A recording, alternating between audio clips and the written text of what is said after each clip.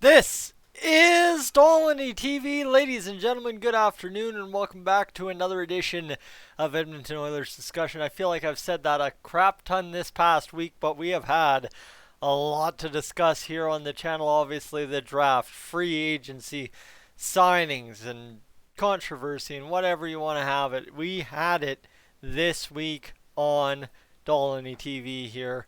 And let me tell you, you know what? It's been fun. It's been fun. But Ken Holland on SiriusXM NHL channel, NHL Network, whatever they actually go by on there, just let Nick Alberga, pardon me if I can get my words out of my mouth here.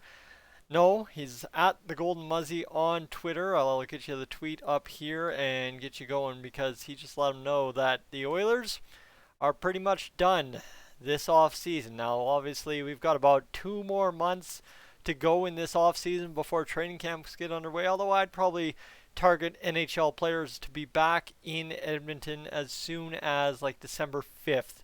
If I'm a betting man, that's what I'd be betting on when it comes to the Oilers returning to Edmonton. So let me get the tweet up here and then let's get to kind of grading over everything that has happened so far this off season, and of course getting down to the nitty gritty. Is it a good off season or is it a bad off season for Ken Holland and the Edmonton Oilers? Yes, we've already kind of done this today, but ladies and gentlemen, if you're new to the channel, subscribe and let's get to it, shall we?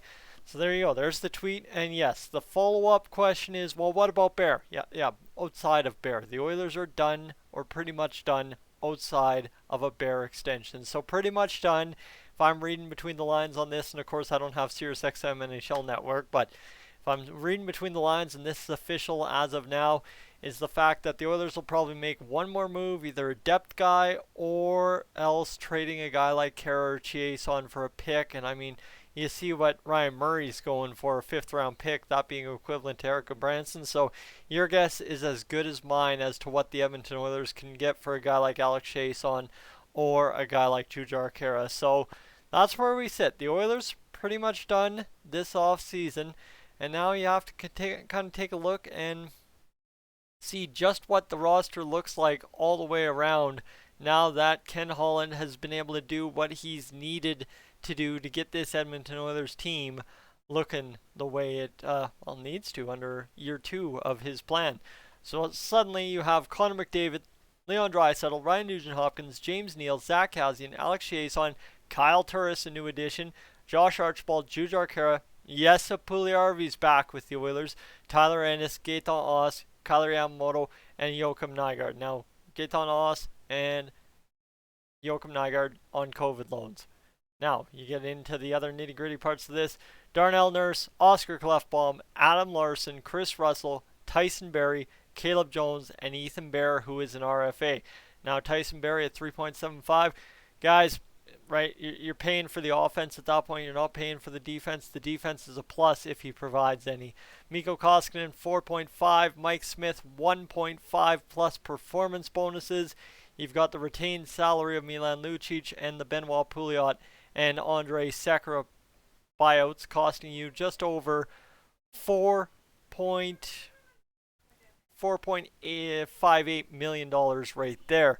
So on the non-roster forwards group signed to a contract, you've got Cooper Marody, Raphael Lavoie, Ryan McLeod, Tyler Benson, Kirill Maximov, Ostap Safin, Alan Quine, Seth Griffith, Joseph Gambardella, Adam Cracknell, and Patrick Russell.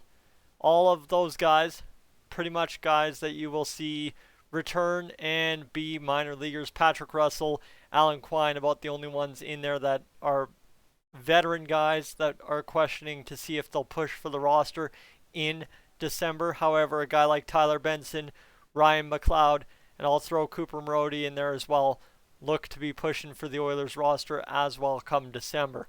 On the minor league roster defensively, Theodore Lindstrom, Philip Broberg, Evan Bouchard, Dmitry Samorukov, Marcus Niemelainen, Philip Berglund, William Legason. Those are the guys in the minor leagues the Oilers have signed to contracts. However, you look at this, every single guy is on a loan of some sort, so keep that in mind. that the Oilers have nobody scheduled right now, but they aren't exactly scheduled because what else are they going to do, right? They got to play hockey somewhere. They're playing hockey somewhere. Now, on loan and having his first win in the professional leagues, Olivier Rodrigue over there in Austria. Then you've got Stuart Skinner, Dylan Wells, and Anton Forsberg replacing Shane Starrett from last season. So all in all, you've got yourself a makeover of the roster. And not on contracts for this year include Brad Malone, Keegan Lowe, Nolan Vesey, Cameron Hebig. The list goes on, right? And obviously Andres Athanasiou in there. You've got no more Matt Benning. There's a lot of guys that have all of a sudden gone away. Riley Sheahan, for instance, as well, when it comes to this Edmonton Oilers roster. So not exactly a full guthouse renovation by Ken Holland to get done to this point. But you know what? It's an important improvement. And I'll run you through a couple of things here. Is on the panel. Before free agency hit post-draft, Jack Michaels and Bob Stauffer were talking about, well, what's the plan, right? How do the Oilers improve this team? Well, they've got $8.7 million in cap space. How do you do it? How do you do it? Because you needed a third-line centerman. You needed a D-man to either replace Clefbaum or replace a guy if you traded a guy. And you needed a backup goaltender. And in that, we end up getting Tyler Ennis back for $1 million. We get Kyle Turris, a third-line centerman, right-hand shot that we have so long coveted. And we get a chance to pretty much have Kyle Turris get the job done on the third line with Jesse Puljujärvi or whoever we put down there, is the fact that, yeah, you know what? You now have 3 legit centermen plus a Ryan Nugent-Hopkins on your roster. And that creates problems in a good way that the Oilers haven't seen in years. So that's huge right there. So Kyle Turris, a good addition as well.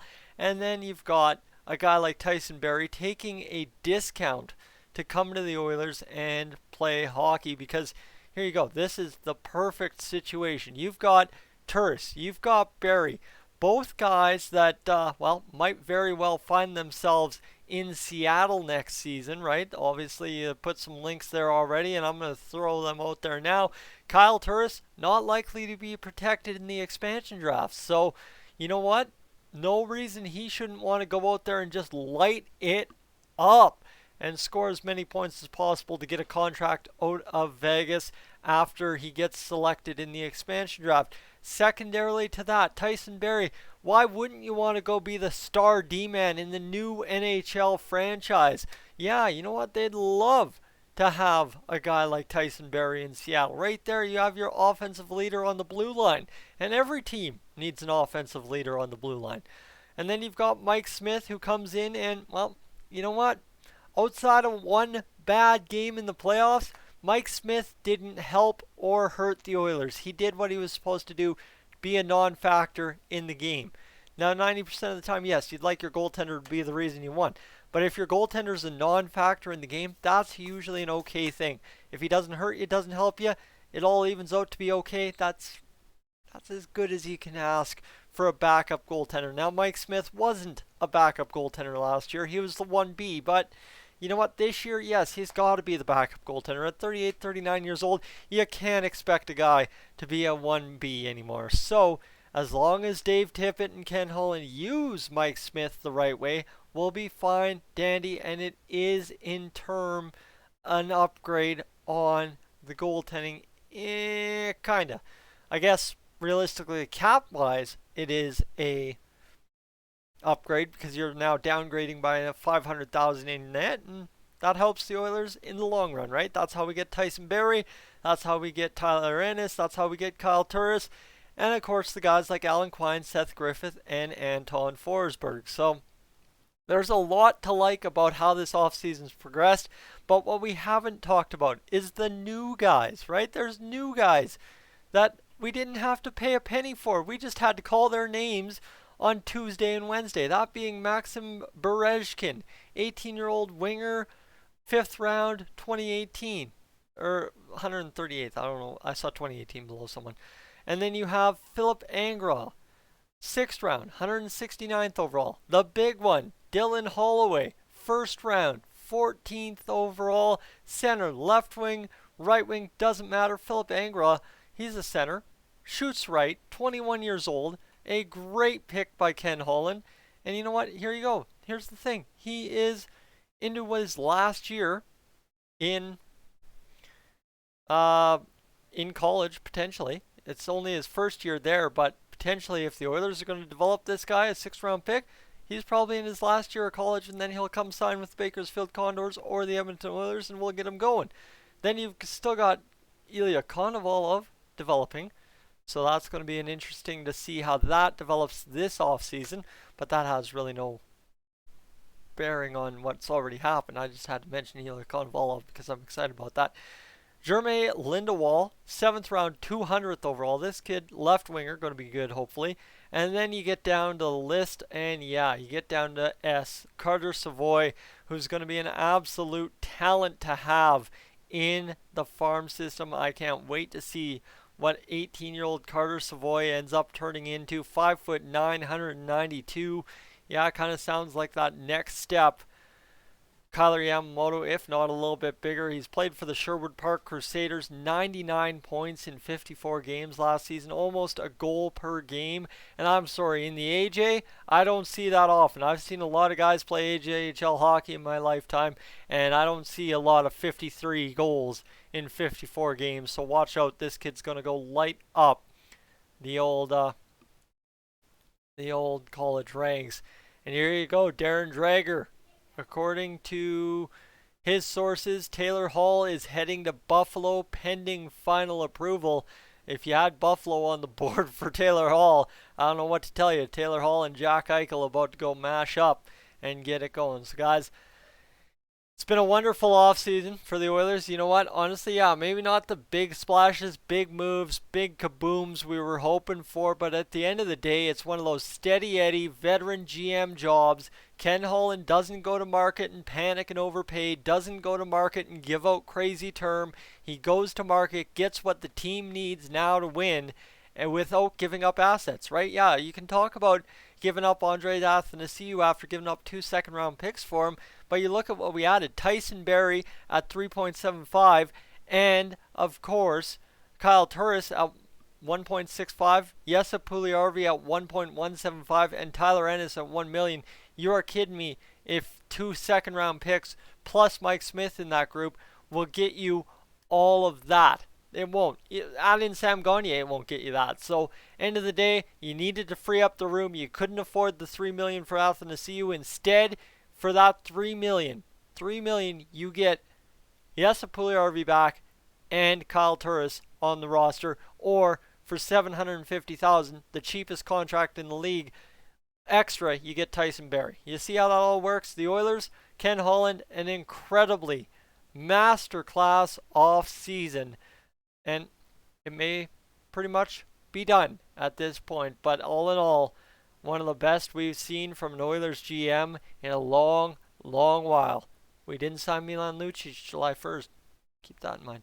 Guys, I'm Tyson. This is Dolynny TV. I am up on out of here.